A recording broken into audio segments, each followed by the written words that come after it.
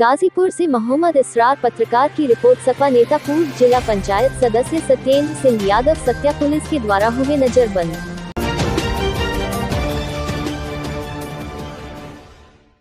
प्रधानमंत्री का कार्यक्रम वाराणसी में है, उसी को मद्देनजर रखते हुए उत्तर प्रदेश गाजीपुर की पुलिस कई समाजवादी नेता को हाउस अरेस्ट और कुछ को थाने पर लेकर गई है। पत्रकार से मुखातिब होते हुए समाजवादी नेता सदर विधानसभा सत्येंद्र यादव सत्या ने कहा कि इस सरकार को अब 7 वर्ष पूरे होने हैं। जब बीजेपी के लोग विपक्ष में थे तब वादा किए थे कि हम हर वर्ष 10 लाख युवाओं को रोजगार देंगे और 5 वर्ष में 2 करोड़ रोजगार सृजित करेंगे, लेकिन यह सरकार अपनी वादा खिलाफी का कार्य कर रही है। आज नौजवान रोजगार के लिए दर दर की ठोकरें खा रहा है। उत्तर प्रदेश की सरकार से युवा रोजगार मांगे तो उसे लाठी दिया जाता है। यह सरकार उत्तर प्रदेश की पुलिस अभ्यर्थी और शिक्षक अभ्यर्थी दोनों जब अपनी मांग को रखते हैं तो यह सरकार उन लोगों को लाठी बरसा रही है और तानाशाही रवैया अपना रही है। भारतीय जनता पार्टी की सरकार समाजवादी पार्टी की सरकार द्वारा किए गए कार्य का फीता काट रही है। गाजीपुर में बना मेडिकल कॉलेज जिसका उद्घाटन करने के लिए योगी सरकार बेताब है, वह भी अधूरा है। सरकार को बहुत जल्दबाजी है और अगर यही समाजवादी पार्टी के नेता इस बात को उठाते हैं तो उनको जेल में बंद किया जाता है, उन पर लाठियां बरसाई जाती हैं।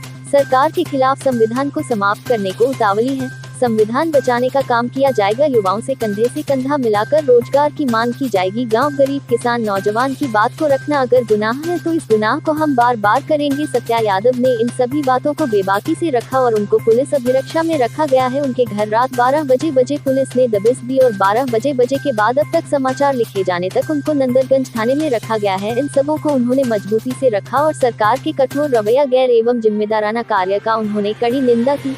उनके साथ कई समाजवादी कार्यकर्ता भी नंदरगंज थाने में पुलिस हिरासत में थे। नेताजी, आप बताइए, आपके ऊपर शासन और प्रशासन की नज़र क्यों इतनी टेढ़ी है? जब कभी ऐसा कोई प्रोग्राम होता है आपको नज़रबंद कर दिया जाता है। ऐसा है कि ये शासन प्रशासन की कोई लड़ाई नहीं है। लड़ाई जो है कि इस देश के जो बादशाह हैं और जो प्रदेश की सरकार है, लड़ाई उससे है। और आज आप जानते हैं कि रात को 12 बजे से हम लोगों को उठाकर हमको नंदगंज के थाने में गिरफ्तार करके बैठाया गया था। जब महसूस साहब से सवाल पूछा कि किस लिए हमको आप ले जा रहे हैं, उन्होंने सीधे कहा कि माननीय प्रधानमंत्री जी का बनारस में कल कार्यक्रम है और आईजी का बहुत दबाव है कि आपको गिरफ्तार करके थाने में बैठाया जाए।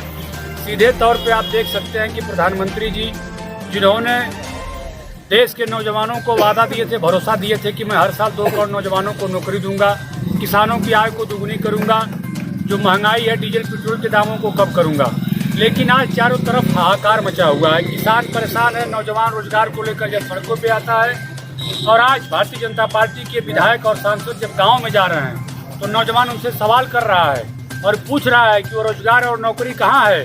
जो आप महंगाई पे लगाम की बात कहे थे, महिलाएं सवाल कर रही हैं कि भारतीय जनता पार्टी को जब कुछ नहीं दिख रहा है तो 2022 में जब ये चुनाव नजदीक आया है और जब हम समाजवादी लोग लगातार जब नौजवानों की, किसानों की मुखर आवाज़ बनने का काम किए हैं तो भारतीय जनता पार्टी ने अपना नाकामी छिपाने के लिए हम समाजवादी लोगों को हमेशा गिरफ्तार करके कभी जेल में डालना तो कभी नज़रबंद करना, ये तमाम तरह के हथकंडे अपना रहे हैं। आज जो गाजीपुर में आप देखे होंगे कई मेडिकल कॉलेजों का प्रदेश में उद्घाटन हुआ है, लेकिन जो भारतीय जनता पार्टी को बताना चाहता हूँ, जो गाजीपुर का जो मेडिकल कॉलेज जो हमारी सरकार आदरणीय अखिलेश यादव जी ने 500 बेड का हॉस्पिटल बनवाकर गोरा बाजार में दिए थे, उसी 500 बेड के हॉस्पिटल को इन्होंने मेडिकल कॉलेज में तब्दील करके आज से 2 महीना पहले उद्घाटन करना चाह रहे थे, लेकिन जो मेडिकल की टीम आई थी, प्रमुख सचिव आए थे, उन्होंने नकार दिया कि अभी इसमें वो सुविधा नहीं है, वो व्यवस्था नहीं है।